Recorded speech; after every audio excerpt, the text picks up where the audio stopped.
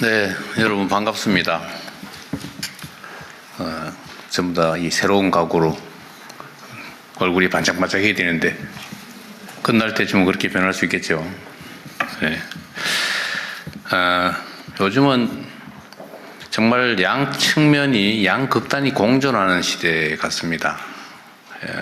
우리 경제적인 측면을 따져보면 오늘도 전광판이 파란색이냐 빨간색이냐 뭐 이러면서 주식시장의 화랑을 쳐다보고 즐거워하는 사람이 있는 반면에 저게 덫이 나오고 뭔 상관이지, 세상은 좋아진다는데 내 삶은 왜 아무런 변화가 없고 오히려 더 나빠질까, 저거 다 사기다 뭐 이렇게 보는 양 측면이 실제로 공존합니다. 양극화라고 하는 게 뭐 우리 시대의 모든 측면, 모든 분야에서 심각한 문제가 된 것 같아요. 저는 82학번인데 80년대, 이제 70년대에서는 이제 공장에서 임금을 받던 노동자였고, 이제 80년대에는 학생이었는데, 하여튼 그때 우리 사회는 대단히 그 고도의 성장을 해왔죠.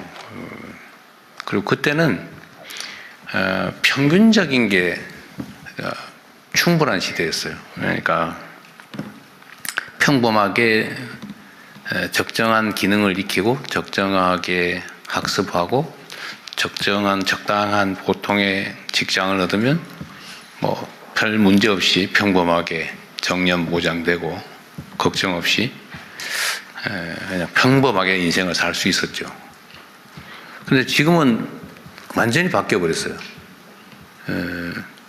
평범함은 사실은 이제 존중받지 못하는, 인정받지 못하는 시대가 된 것 같습니다. 오히려 요즘은 특별함, 특출함, 특이함, 뭐 개성, 창의성 이런 요소가 아니면 그 평범함을 가지고는 평범한 삶으로 살 수 없는 상황이 돼가는 것 같습니다.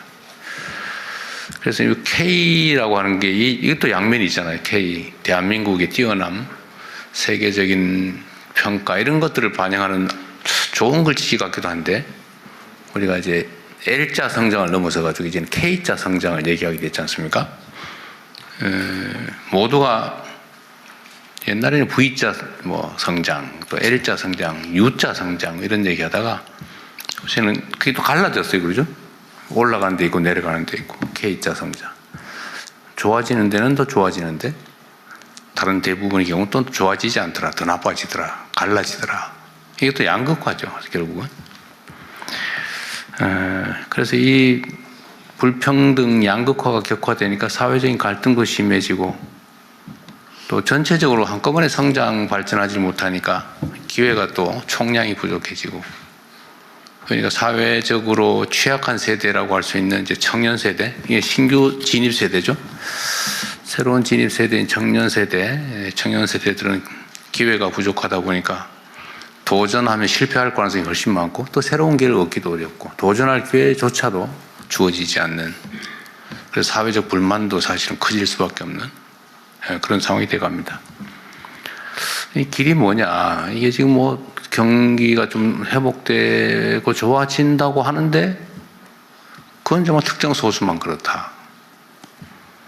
그 해결책이 뭐냐? 일자리는 어떻게 되는 거냐? 뭐 좋은 일자리라고 되게 우리가 대기업, 뭐 공공기관, 뭐 이런 데 몇 군데 치잖아요. 근데 전체 일자리 중에서 뭐 한 20% 정도밖에 안 된다. 나머지는 별로 취직하고 싶지 않은 일자리다. 그래서 뭐 그런 데는 외국인 노동자들로 채워지거나 아니면 뭐 차라리 이러니 쉬고 말겠다. 뭐 이런 영역들이 엄청 많아진 것 같아요. 그래서 좀 우리 정부에서도 이 문제를 어떻게든지 돌파구를 찾아보자라고 한 게 결국은 이제 창업이죠. 창업 사회로 가야 한다. 우리 대한민국 국민들은 정말 뛰어난 역량을 가지고 있습니다. 예를 들면 감수성도 그러하고 또 뭐 교육 수준도 그렇고 또 성실함이나 또 집요함, 손기술, 그러니까 뭐 기능이죠. 또 사회적인 인프라, 모든 여건들이 아주 좋은데 전통적인 방식으로 평범하게 일자리를 고용되는 일자리를, 좋은 일자리를 만들어내는 건 한계가 있는 것 같습니다. 최근에 아틀라스라고 그러나요? 인공지능 로봇을 노동 현장에 투입한다고 하니까 막 그 회사는 주가 올라가고 막 각광을 받는데, 현장에서는 야, 저 로봇 들어오면 우리 일자리 없어지는데 저 로봇 설치를 막자, 뭐 이런 운동을 하잖아요. 그 절박함도 우리가 이해할 수 있죠. 암담하지 않겠어요?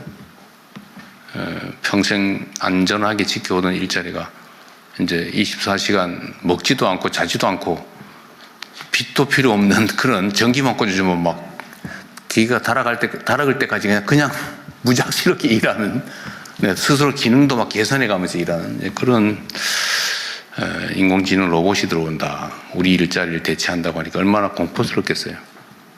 불안하고. 그럼 결국 우리가 이제 여기에 어떻게든지 대응해야 된다. 결국 방법은 창업이죠.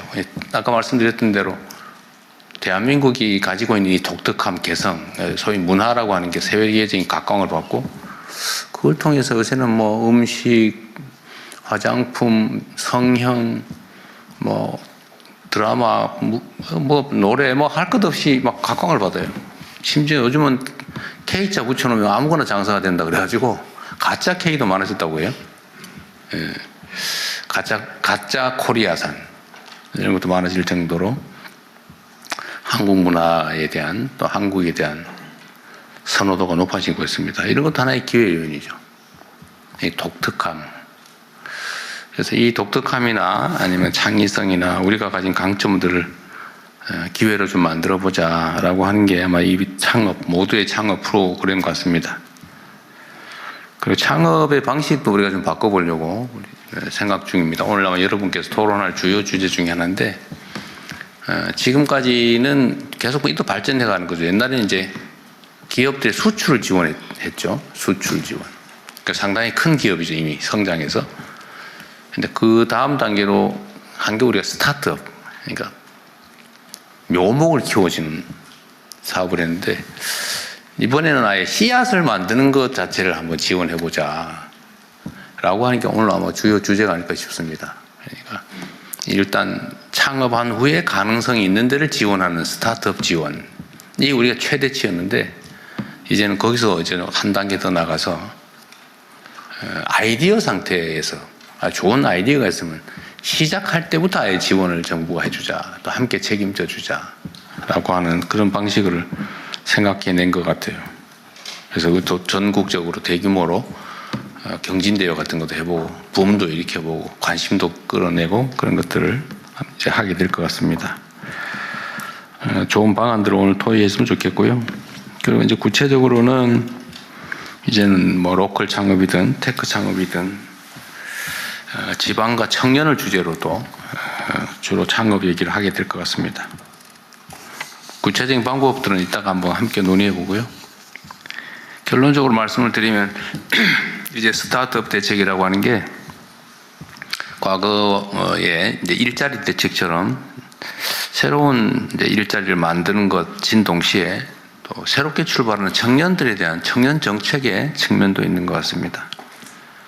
그리고 오늘이 이제 국가 창업 시대, 창업을 국가가 책임지는, 또 고용보다는 이제는 창업으로 국가의 중심을 바꾸는 그 첫날이 되지 않을까, 그 대전환의 첫 출발점이 되지 않을까 그렇게 생각합니다. 여러분도 그 출발을 함께하는 우리 첫 동지들이 됐으니까 함께 희망을 가지고 열심히 뛰어보면 좋겠습니다. 여기에 오신 것을 환영합니다. 고맙습니다.